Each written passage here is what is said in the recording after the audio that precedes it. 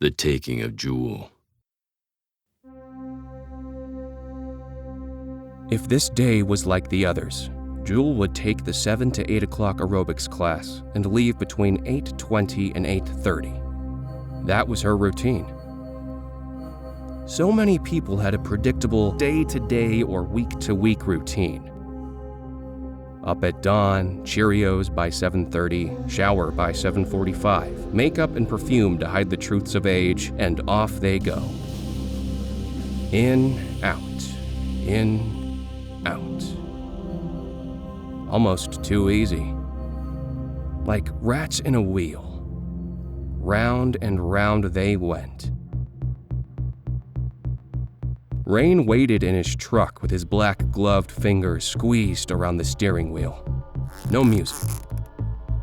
The radio would be too distracting. He had better entertainment in his head 24/7. Like a combo pack of Showtime, AMC, Nickelodeon, and an X-rated channel. But most of what played through his mind was composed of real memories.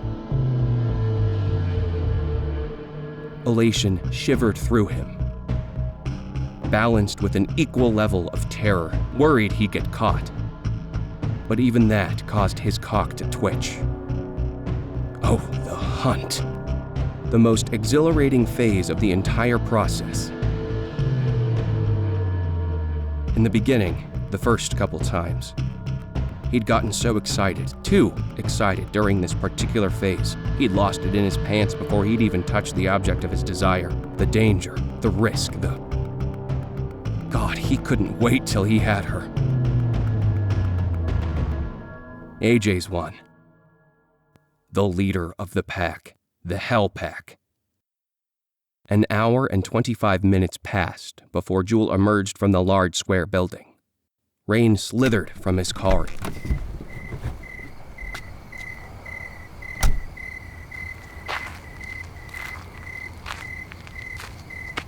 and crouched behind hers.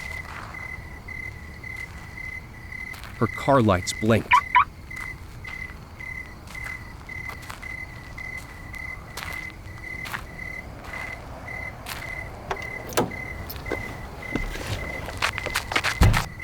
Covering her mouth with one hand, he yanked her from the car with the other. Her feet kicked at the pavement, her hands gripped at his fingers, to no avail. Rane dragged her to his back seat and slugged her in the head, knocking her unconscious. Using the rope he'd bought earlier, he tied her hands and feet and covered her with a gray blanket. The same blanket he'd covered AJ's mother and grandmother with.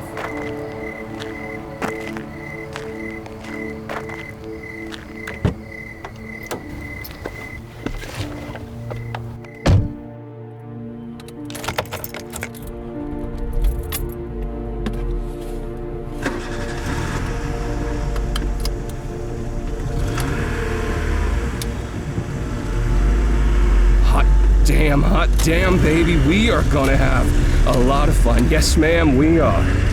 He reached down inside his pants and readjusted his erection, hardly surprised by the copious amounts of sticky pre-cum already leaking from the tip.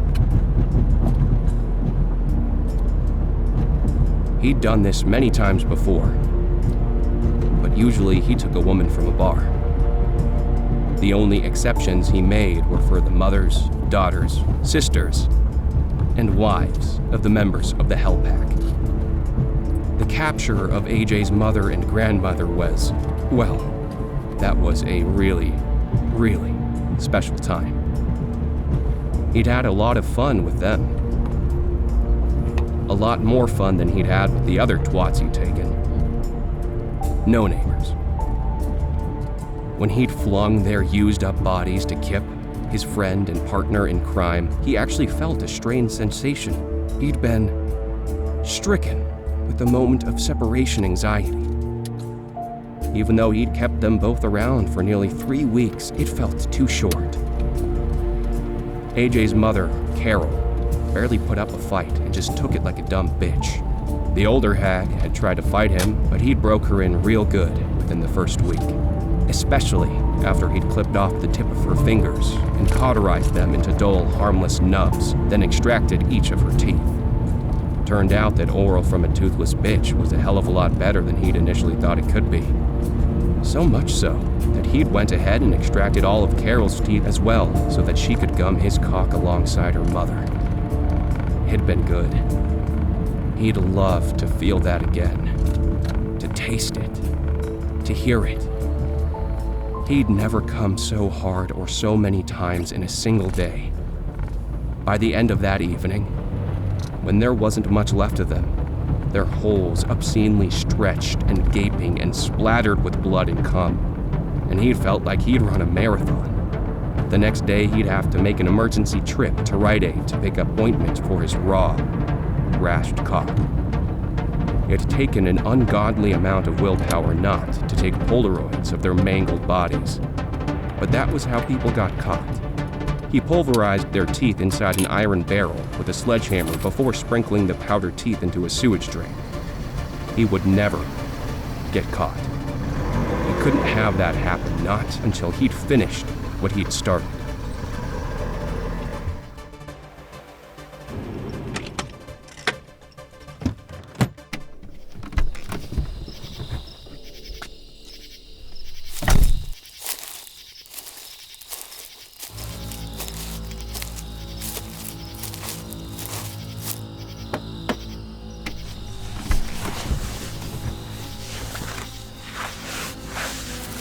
He gripped Jewel under her arms, hauled her out, and began lugging her across the overgrown front lawn.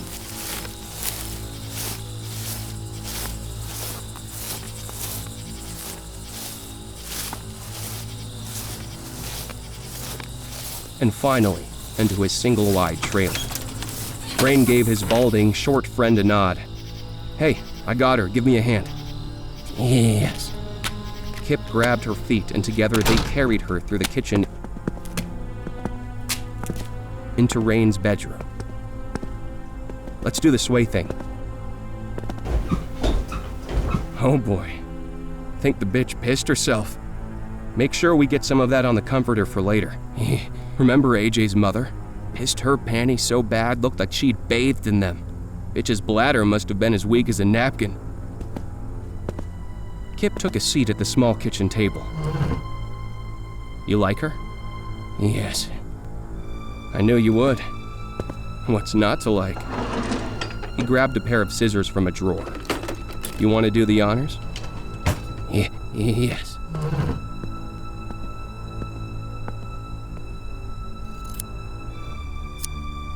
A mixture of intrigue and lust pulsed through Rane.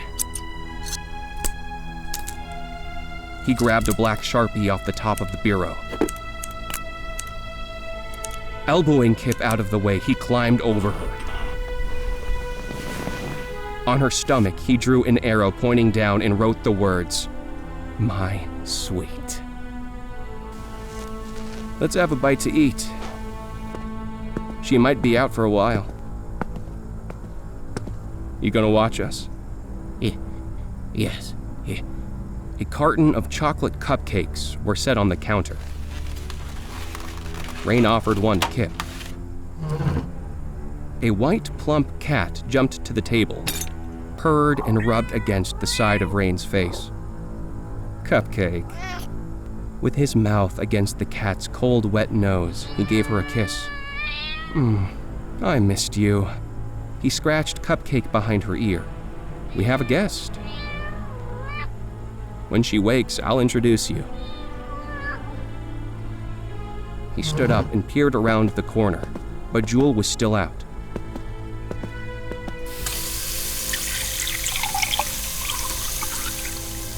With a fresh cupcake in one hand and the glass in the other, he walked to the bedroom and tossed the water at her face.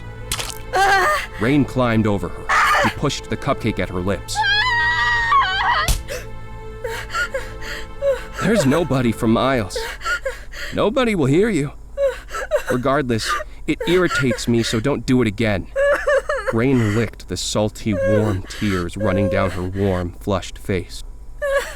Sometimes, he thought, tears tasted as good as the juices between their lips. He moved the cupcake towards her lips. When she only nibbled, he shoved the cupcake into her face. Blood gushed from her mouth.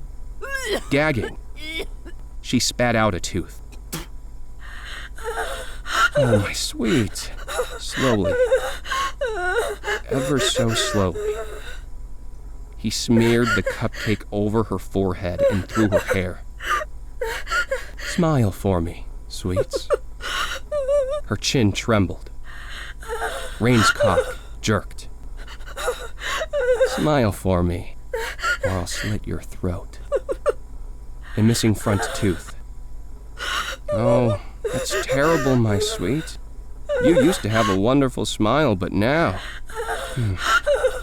Kipp, bring me a plastic bag to put over her ugly face. Yes. No, please, don't.